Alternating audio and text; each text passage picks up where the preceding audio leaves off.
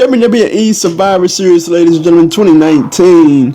I'm sitting here, ladies and gentlemen, it's a day later, it's Monday, and man, I'm just sitting here, watched all of this pay-per-view, however many hours, and man, NXT wins Survivor Series, and you'd think that with that result, I'd be over the moon happy as I sit here today on this Monday morning, and I am just not. Like, okay, NXT won. It was phenomenal. I'm glad that NXT won. It does wonders for them. I was shocked that NXT got the victory. Shocked, man, because with the way the build was going, NXT, I was dominating the build, and I figured NXT would be on the losing end here. Like, I figured, okay, they'd probably give NXT one match, and I would have been happy if NXT would have just came in second place, but they won the whole Survivor Series.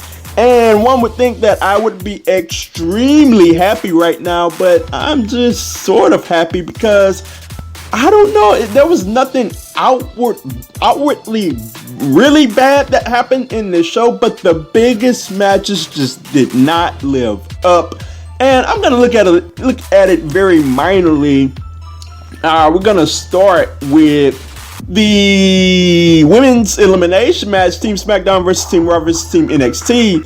And I gotta say that this match was hurt very much by the quick eliminations, man. Like, I understand that we got 3 teams here, so this was bound to happen, but we had so many quick eliminations that the crowd couldn't really get invested into the match, and this was a running theme throughout the night. The crowd couldn't really get invested into the match, and there were some things that I liked about this match. Bianca Belair really got some shine in this match. She got a couple of eliminations. She really shined on a big stage, got a nice 450 in. I like that. Oh, I absolutely love Asuka misting Charlotte. That was like years of pent-up rage from me watching Charlotte have Asuka tap out at WrestleMania and lose her streak. Like, when she missed it, Charlotte, I was like, thank you, God. Like, I generally don't like the heel turns that are the turns in general on the teams in these type of matches, but I love that. But back to the match, man. Like, it never really got going for me. It never really felt exciting. You know, even when we got down to the nitty gritty, we was getting down to the end, it never really felt like I was really invested into the match. So it gets down to Rhea Ripley and Sasha Banks, and here's what really took me all the way out. Earlier in the match, Io Shirai and Candice LeRae, we were in an injury angle with them, and this was a big reason why the match never really picked up. I like talking about it. This was toward the beginning of the match, and it took forever for them to get the injury angle going. And we had all the teams line up in the ring. Everybody's just sitting there in the ring watching. And I'm like, oh man, this is taking forever. Can we just get back to the match? So not only do they do that, they have Io Shirai and Candice LeRae come back. And like, we're working like heels here. We're working like the Horsemen and Ric Flair here. And I'm like, no, Io Shirai, no, this doesn't work for her. This certainly doesn't work for babyface Candice LeRae. And like, no, I'm not feeling it, because Rhea Ripley deserved to win that match on her own merits. With Io Shirai and Candice LeRae coming in, it really lessened the win for me, because it makes it look like Rhea Ripley needed help to beat Sasha Banks, when it would have been just great had they let Rhea Ripley win on her own. I didn't really feel the match. It was decent, but I had high hopes for this match. You look at all of the talent that's in that ring, and you know, your expectations just go through the roof. I don't know if that's on the talent or the fact that we had so many quick eliminations, but the match just did not live up to the hype for me. Rhea Ripley stands tall, so I'm happy about that, but she really didn't need the help of Io Shirai and Candice LeRae. So moving on, ladies and gentlemen, AJ Styles versus Roderick Strong and Shinsuke Nakamura. And like this, you want to talk about expectations through the roof. I was calling this a match of the year candidate, and before weeks, right when they made the announcement, actually. So here it is, this match. is about to take place, and it's a big fight filled when Nakamura is coming down. It's a big fight filled when AJ Styles is coming out. Finally, we get pyro for AJ Styles' entrance, but that's beside the point. Look, man, this one was another one that just did not live up to the hype. The crowd was not into this match, and that was a running thing also throughout the night. Like, it's almost a chicken, what came first, the chicken or the egg?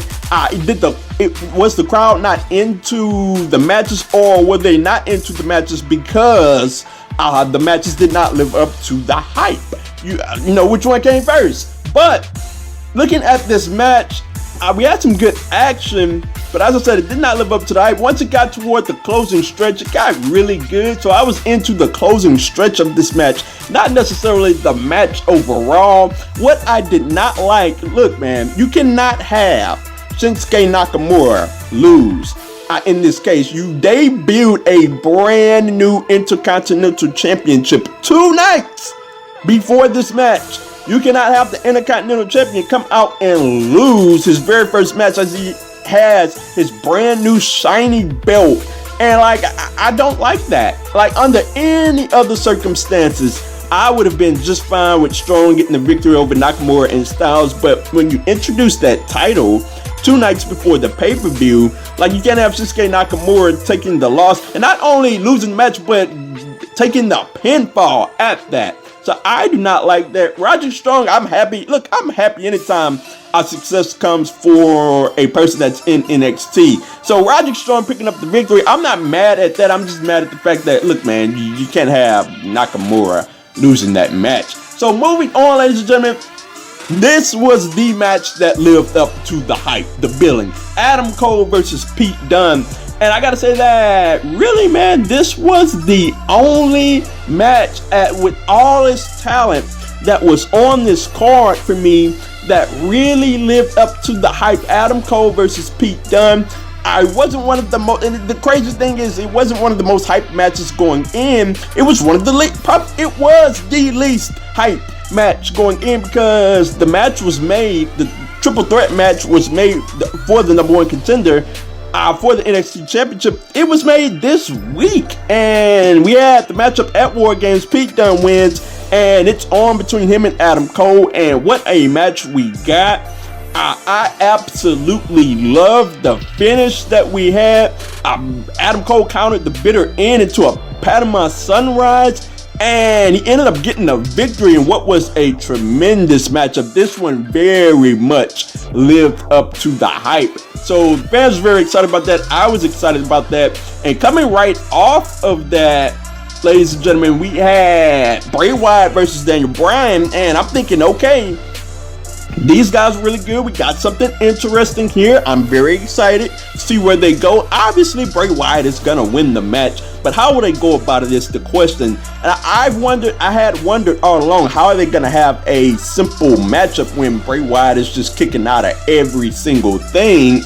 And what we got here was the stupid red light. And right when that happens, it's like it's hard to get invested into the match, because we have two amazing talents that are wrestling under a stupid red light. And like that has to go. Like, that takes me right out of the match, right from the get-go. And it doesn't matter who's in the ring. Like, we could have had Adam Cole versus Pete Dunne in a red light, and I'm like, I can't get invested into this. If I can barely see what's going on, I know the people in the audience can barely see what's going on. But as it stands here, there was nothing outwardly bad that happened here. We had some more no sales from the Fiend here, and like we had, I think it was the yes kicks or a flurry of yes kicks and stumps, but the Bray Wyatt just hopped right back up.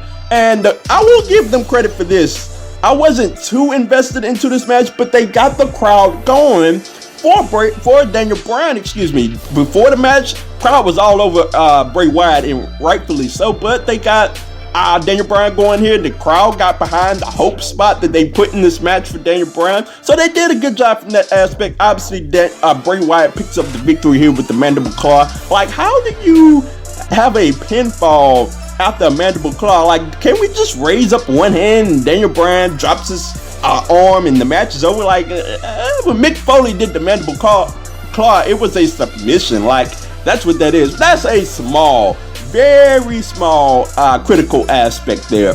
But they got the crowd involved, but I can never really get involved in this match because of the stupid red light. So moving on, Team SmackDown versus Team Raw versus Team NXT, the men's elimination match. And I'm looking at this and I'm thinking, once again, look at all that talent in the ring, man. This is going to be tremendous. So here's another case of quick eliminations ruining the match. So we had a very hot matchup between Walter, Drew McIntyre, and Braun Strowman. And I'm looking at that, I'm like, okay. And that started off, that was one of the things that started off the match. And I'm like, okay, let's do this. And within 3 minutes, Drew McIntyre hits the Claymore and Walter is eliminated. Now, if you've listened to me for quite some time, you know that I think that Walter is supremely overrated. But that guy should not be losing it under 3 minutes. Come on, man. That big guy who has this winning streak going for so long, like, you cannot have that guy taking the loss in under 3 minutes. The first person eliminated in the matchup. Like, no, at the least, this guy should have been one of the final 3 to make it in Team NXT. So, I did not like that whatsoever. And the quick eliminations reigned on throughout the entire match. And I could never really get invested in the match overall because the eliminations were so fast and in a hurry. The match felt like it was getting sped up. It was in a hurry. So the match never really, for me, got going until we got down to the end. It was Rollins, it was Reigns, it was Keith Lee, it was Tommaso Ciampa. And that's when I felt the match finally pick up into what I thought it would be, a phenomenal matchup.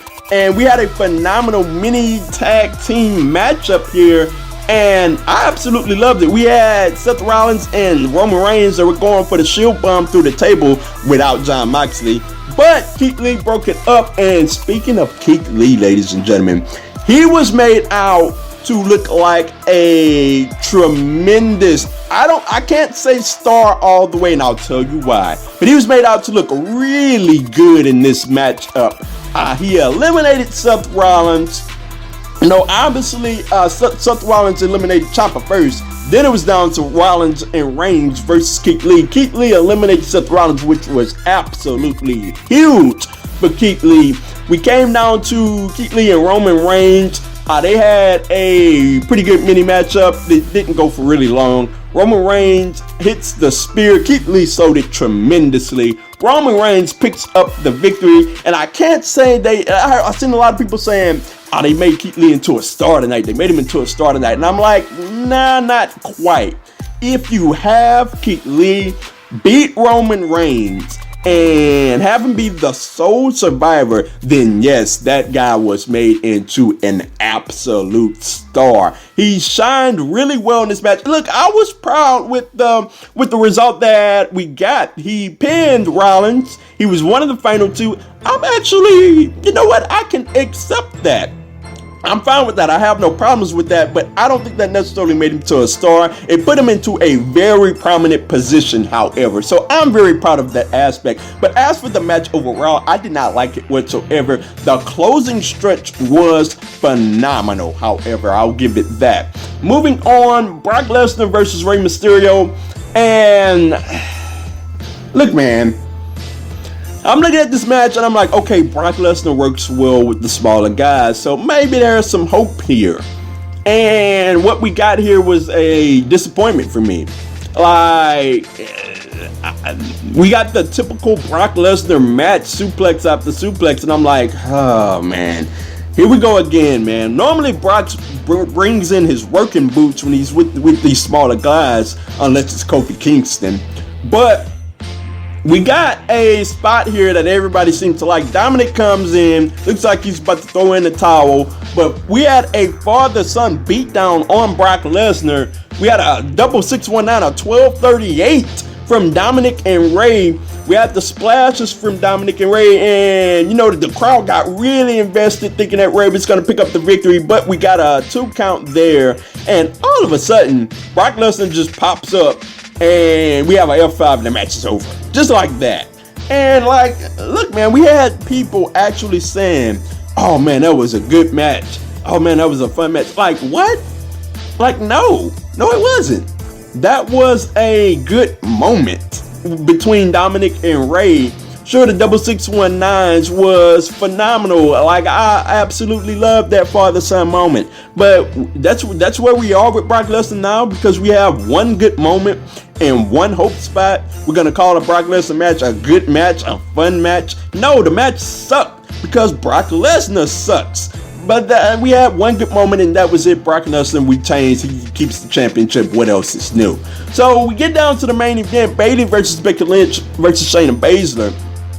I tweeted out, look, man, I'm gonna go out on a limb here and say that that Ronda Rousey shows up here, and I just had the feeling, and that's the feeling I had going into the match. I thought we were gonna see it, but what I thought here. Once again, expectations were through the roof for me. I thought that this was going to be a phenomenal matchup. You look at the talent, Bayley versus Becky Lynch versus Shayna Baszler. You look at the build, they've had an awesome build heading into Survivor Series. But the match, man, this was probably the most disappointing matchup of the night. And I don't think I'm being unfair about that, because the crowd never got invested into the match. And the ladies, I don't know if I'm being too critical here, but the ladies just didn't bring it in this matchup. I didn't like the layout of the match as well. I never really got up for this matchup. It never really felt like the match actually picked up. Even when Becky locked on the disarmer, I don't remember who it was on. Like, it never really felt like the match.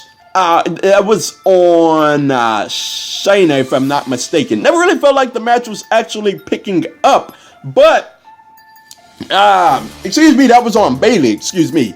But, when it comes down toward the end of this match, we have Bayley and Shayna on the inside. And the match has never picked up. We just have 2 people on in the inside. And it's like, okay, they're going to go back and forth. Shayna locks on the choke, and like, I'm thinking to myself, okay, Bayley is not gonna power out, but here's what's gonna happen. Becky is gonna come in, you know what, she's gonna break it up, and then the match is gonna pick up, and whoa, wait a minute, Bayley tapped out. The match is over. Like, whoa, the match is over already. And it's like, man, that was a complete and total letdown of a main event. Like, I didn't like as I said earlier, I didn't like the layout of the match. Becky Lynch, Shayna, Bayley, like, they didn't bring it, man. I'm sorry, but they did not bring it. I'm here to call it right down the middle. But after the match, here's what was even worse. Okay, Shayna Baszler wins, NXT wins, and like, we have Shayna Baszler celebrating by the announce table, and like, it's looking like, okay, Shayna Baszler is gonna win here, and I'm fine with that. And she's going to just stand tall here, shall I say. And I'm fine with that. But Becky Lynch comes out of nowhere. She's laying the beat down. And I'm like, okay, maybe somebody's going to make the save. Maybe this is Ronda Rousey's moment. But Becky Lynch puts Shayna Baszler through a table. And she stands tall. Like, and right as she raises the belt, we get the graphic that shows NXT won the night. And I'm just sitting there like, okay, what was even the point of Becky Lynch even standing tall here? Like, she stands tall, she raises the belt, but NXT won the night. You didn't even win the match, but you're standing tall. Most importantly, your brand stunk out the night, and you're just standing tall, you're raising the belt, and I'm like, for what? For who? Like, we just did that so Becky Lynch can get her heat back? I didn't feel that at all. We might as well have let Shayna Baszler stand tall. And I'm sitting there thinking, now this is of my own fault, so I'm not mad. I'm thinking that, okay, Ronda Rousey's going to make the save. Obviously, Ronda Rousey doesn't make the save. Becky Lynch stands tall. And I'm like, oh, man, really? I'm not really mad at that because I built that up in my own head. But I am mad that Becky Lynch stands tall for what exactly? Let Shayna Baszler stand tall if you're going to do that. Let her stand tall and end the show. Let her raise the belt in the show. She stands tall. NXT stands tall because they actually won the whole event. But I didn't like that match. I didn't like the aftermath either. So NXT stands tall overall. And like I said, I was just not enthused about it. I was just not excited about it like I would think, because I absolutely love NXT. If you know me, you know that I think NXT can do no wrong. So I was really hoping that they'd have a good showing. And they had a good showing as far as the match results go, but the matches itself just never lived up to the hype. The only thing that lived up to the hype for me was Adam Cole versus Pete Dunne. Otherwise, we had good matches at best, so that doesn't result into what I would call a bad pay-per-view. It was a relatively good pay-per-view. So from that aspect, I'm not too mad about it, but what I expected was a great pay-per-view with all of that talent. So, yeah, man, Survivor Series just did not live up to the hype for me. But overall, I'm happy that NXT came out on top. Hopefully, they can keep their momentum. They won the ratings just this last week versus AEW. So I hope that they keep the ratings up. Whether they win the ratings or not, I don't know. But I hope that it can keep the momentum rolling. We'll see how it goes going forward. You can find me on Twitter at 2SweetPod. That's the number 2SweetPod, and at OMG Corey B if you want to talk more about SummerSlam. That is my review, and I am out.